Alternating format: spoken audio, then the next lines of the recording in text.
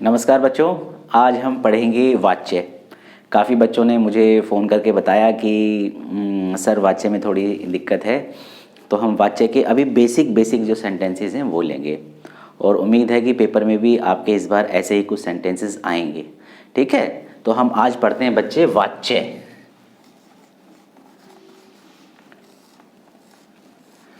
अच्छा, पहला प्रश्न ये उठता है कि वाच्य क्या है, हम वाच्य का क्यों प्रयोग करते हैं। वाच्य बच्चों के मन में ऐसा प्रश्न उठ सकता है।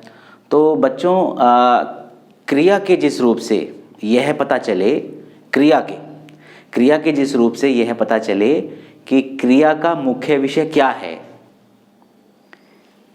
क्रिया कर्ता के अनुसार आई है, क्रिया कर्म के अनुसार आई है या क्रिया भाव के अनुसार आई है, बस इसका पता लगाना ही वाच्य है। एक छोटा सा उदाहरण और दूंगा। एक सेंटेंस आपने लिखा, एक वाक्य लिखा आपने, उस वाक्य में जो क्रिया आई है वो किसके अनुसार है? वो क्रिया कर्ता के अनुसार है, वो क्रिया कर्म के अनुसार है या वो क्रिया भाव के अनुसार है, बस इसी का पता लगाना ही वाच्य है। ठीक है बच्चों, अब वाच्य कितने प्रकार के होते हैं, वाच्य पता चला।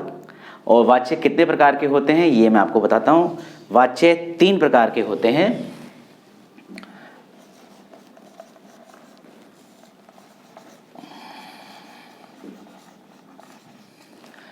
नंबर 1,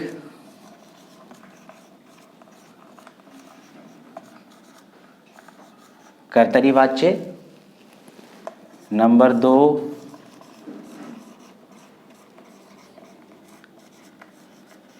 कर्मवाच्य। और नंबर 3, भाववाच्य।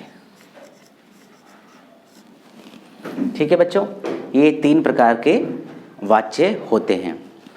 अब हम लेते हैं सबसे पहले ये कर्तरी वाच्य। ये क्या है कर्तरी वाच्य? कर्तरी वाच्य हम ये पहला वाला ले रहे हैं बच्चों। इस कर्तरी वाच्य में मुख्य बिंदु जो आपके याद रखने हैं, बहुत ध्यान से आप देखिए। कर्तरी वाच्य हम पहला वाला ले रहे हैं। कर्तरी वाच्य, ये पहला वाला पॉइंट ले रहे हैं हम, कर्तरी वाच्य। इसमें क्रिया का जो विधान है,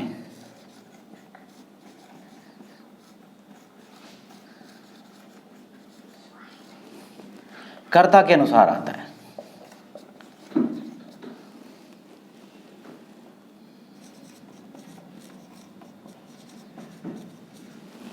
नंबर 1 पॉइंट, क्रिया का विधान कर्ता के अनुसार। इसका मतलब क्या हुआ? दूसरा पॉइंट इसका ये बना कि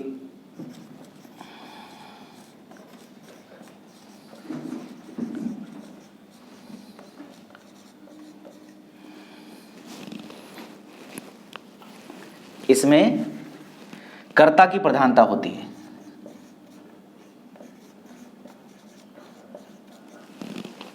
ठीक है, कर्ता की प्रधानता। क्रिया का विधान कर्ता के अनुसार, जो कर्ता कर रहा है, जो काम, जो वाक्य में करने वाला है कर्ता, उसके अनुसार, और कर्ता की प्रधानता होती है।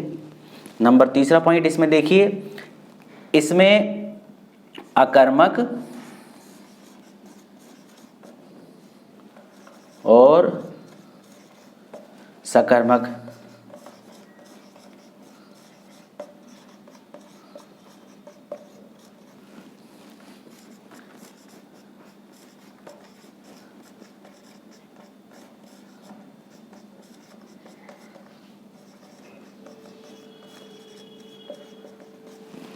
इस प्रकार के वाक्य में, जो हम इसकी बात कर रहे हैं कर्तरी वाच्य की, अकर्मक और सकर्मक दोनों प्रकार की क्रियाएं आती हैं। ठीक है, अकर्मक और सकर्मक दोनों प्रकार की क्रियाएं आती हैं। अब प्रश्न उठता है कि सर, ये बच्चे पूछेंगे कि अकर्मक और सकर्मक क्रियाएं क्या होती हैं। ऐसा प्रश्न आपके मन में आ सकता है, क्योंकि मैंने बताया क्रिया का विधान कर्ता के अनुसार आता है। तो क्रिया आखिरी में जो आती है, आप कह सकते हैं कि सर हाँ, क्रिया तो पहचान में आ गई। क्रिया की, जब हम छोटे होते हैं तो क्रिया की क्या परिभाषा पढ़ते हैं? जिन शब्दों से किसी काम के करने या होने का पता चलता है उसे हम क्रिया कहते हैं। ठीक है, हंसना, बैठना, उठना, रोना, चलना, ये सब क्रियाएं हैं और सबके पीछे ना लगा हुआ है, ये क्रिया का साधारण रूप होता है। ठीक है बच्चों, अब बात है अकर्मक सकर्मक क्रियाएं क्या। अकर्मक क्या था? कर्म रहित, जैसे चलना, दौड़ना, जाना, सोना, रोना, बैठना, ये सारी क्या हैं? अकर्मक क्रियाएं हैं। ठीक है बच्चों, तो इसमें दोनों प्रकार की क्रियाएं आते हैं, अकर्मक और सकर्मक। सकर्मक क्या होती? कर्म सहित सकर्मक क्रिया। दोनों प्रकार की क्रियाएं इसमें आती हैं। ये बातें मुख्य मुख्य आपको, जब हम ये सेंटेंस, जब हम कर्तरी वाच्य करते हैं तो ये आपको बिंदु हमेशा ध्यान रखने हैं। ठीक है बच्चों, अब एक दो उदाहरण मैं यहाँ लूँगा, मैं इसको मिटा रहा हूँ यहाँ से।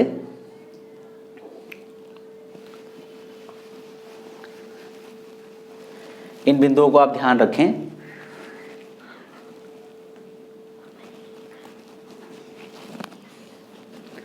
अब देखिए, हम यहाँ पे कुछ उदाहरण ले रहे हैं।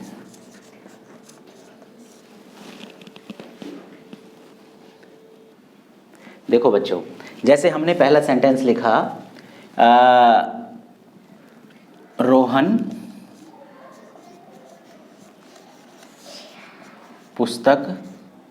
पुस्तकें खरीद रहा है। ठीक है, नंबर एक सेंटेंस। नंबर दो, कबूतर दाने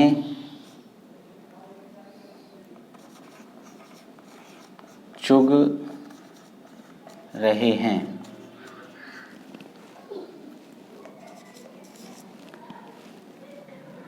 नंबर तीन, सुमन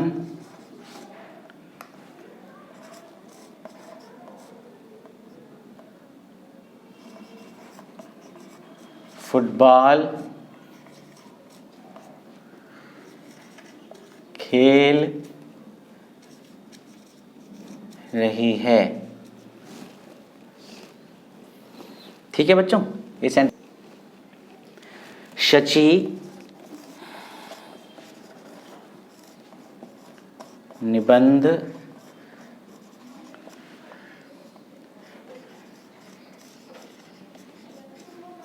लिखती है। राकेश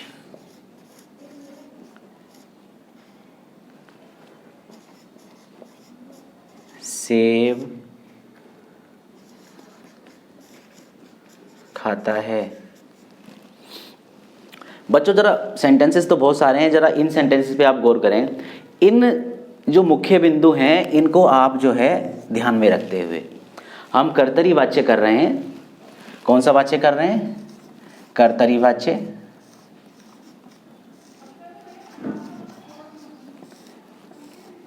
इस कर्तरी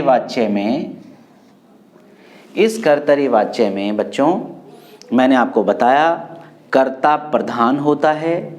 जो क्रिया आती है वो कर्ता के लिंग वचन के अनुसार आती है। अगर कर्ता एक वचन है तो क्रिया एक वचन आएगी, अगर कर्ता बहुवचन है तो क्रिया बहुवचन आएगी। ठीक है, तो मुख्य कौन है? कर्ता है। क्रिया का विधान कर्ता के अनुसार होता है और कर्ता के लिंग वचन के अनुसार, कर्ता के लिंग वचन। ठीक है, ये लिंग वचन क्या है? लिंग क्या है? पुल्लिंग है, स्त्रीलिंग है। दो लिंग पढ़े हैं ना हमने हिंदी में, सही बताया आपने। एक है पुल्लिंग, जैसे रमेश, सुरेश। ठीक है, पंखा पुल्लिंग है, घड़ा पुल्लिंग है ना। घड़ी आपने पहन रखी है, स्त्रीलिंग है, घड़ी अच्छी है। मोबाइल कैसा है? पुल्लिंग है। ठीक है, पुल्लिंग। दो लिंग होते हैं, पुल्लिंग और एक स्त्रीलिंग। स्त्रीलिंग आप जानते हैं, लड़की है ना। बस आ रही है, हम तो नहीं बोलते बस आ रहा है ना, ये लिंग है। बस आ रही है, तो ये दो लिंग है, एक पुल्लिंग है, एक स्त्रीलिंग है। तो कर्ता अगर पुल्लिंग है तो क्रिया भी पुल्लिंग होगी, कर्ता अगर स्त्रीलिंग है तो क्रिया भी स्त्रीलिंग होगी। ये कर्तरी वाच्य का नियम है।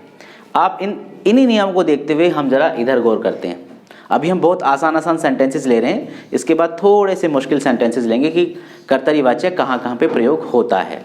ठीक है, अब देखिए जैसे पहला हमने सेंटेंस लिया, रोहन पुस्तकें खरीद रहा है। मैंने कहा क्रिया का जो विधान है ये खरीद रहा है क्रिया है। इसमें ये क्रिया किसके अनुसार? कर्ता के अनुसार।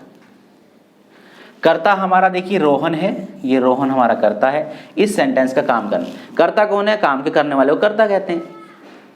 तो इसमें रोहन क्या काम कर रहा है? पुस्तकें खरीदने का काम कर रहा है। तो रोहन पुल्लिंग है,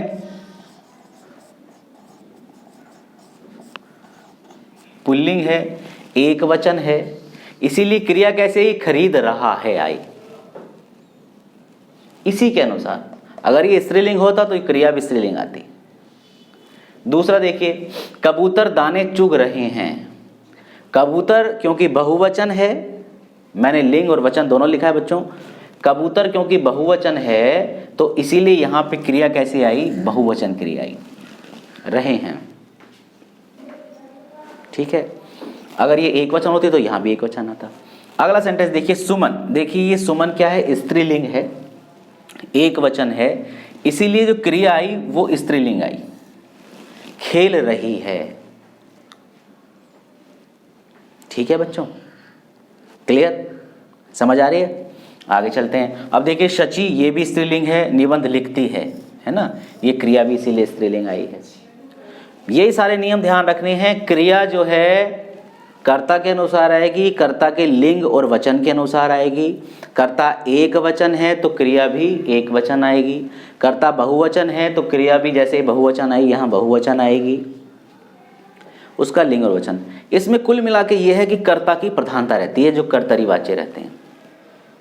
जब हम कोई सेंटेंस पढ़ते हैं तो हम यही तो जांचने के लिए पढ़ते हैं वाच्य, कि इसमें क्रिया का मुख्य विषय क्या है। क्रिया कर्ता के अनुसार है, कर्म के अनुसार है या भाव के अनुसार है, ये पता लगाना ही वाच्य होता है। ठीक है बच्चों, अगला सेंटेंस देखिए, राकेश। राकेश पुल्लिंग है, एक वचन है, पुल्लिंग है, इसलिए जो है खाता है आई। ठीक है बच्चों, यहां तक की बात क्लियर हो गई। अब हम पढ़ते हैं। ठीक है बच्चों, एक दो उदाहरण और लेते हैं, जल्दी जल्दी से आपकी समझ में आ जाएगा।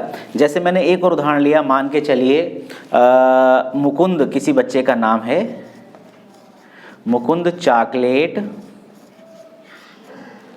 चॉकलेट मुकुंद चॉकलेट खरीद रहा है। सातवां सेंटेंस मैंने लिखा, मान लो चंद्रमा चमक रहा है। बच्चे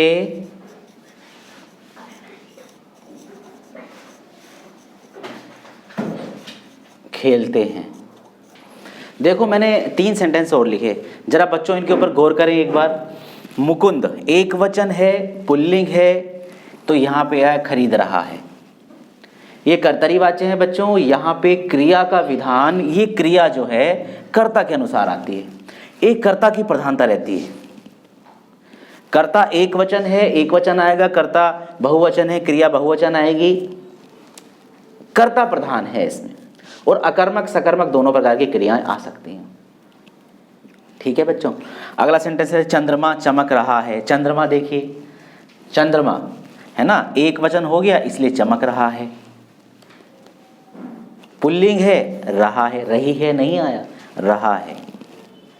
ऐसी सेंटेंस देखिए, बच्चे खेलते हैं। अब बच्चे क्या है? बहुवचन है बच्चों, पुल्लिंग है, बहुवचन है, इसलिए हमने यहां पे लिखा खेलते हैं। बच्चे खेलता है नहीं लिखा, बच्चे खेलती है नहीं लिखा। बच्चे हाँ यहाँ करता है, वो कर्ता की प्रधानता रहती है, कर्ता बहुवचन है, पुल्लिंग है, इसलिए क्रिया कैसी आई? बहुवचन आई और पुल्लिंग आई। बच्चों अभी हम इतना ही रोकते हैं, इसको एक बार वीडियो को आप देख सकते हैं और बार बार रिवाइंड करके भी देख सकते हैं। जो ना समझ आए मुझसे दोबारा पूछिए, 3 बार पूछिए, कमेंट कीजिए। आज के लिए इतना ही काफ़ी है, और वीडियो अच्छा लगे तो आगे भी शेयर करें। ठीक है बच्चों, ओके बच्चों, बाय।